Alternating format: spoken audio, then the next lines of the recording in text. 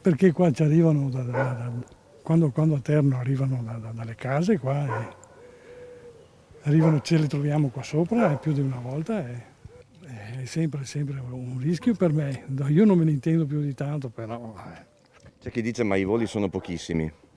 sì, però visto e considerato cos'è successo, noi ci poniamo anche il problema per la nostra incolumità. Io non ho problemi, non mi sento a disagio a vivere vicino all'aeroporto. Qualche volta ecco passano tanto bassi, quello sì.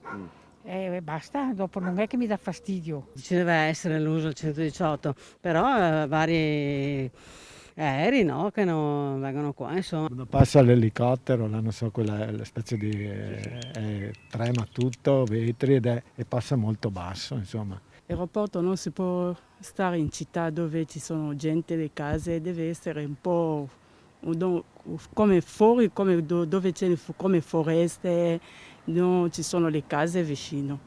Per me preoccupa un po', è un po' pericoloso. Al momento l'amministrazione comunale di Padova attende gli esiti delle 2 inchieste sull'incidente di sabato prima di prendere una eventuale decisione sul futuro dell'area dell'aeroporto.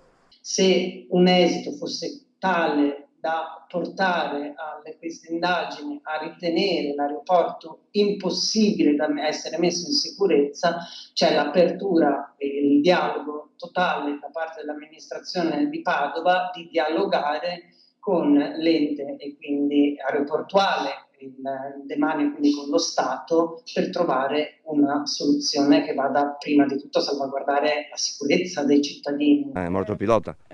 Mi dà pietà, è pietà, però ha lasciato una famiglia, è una cosa molto pietà.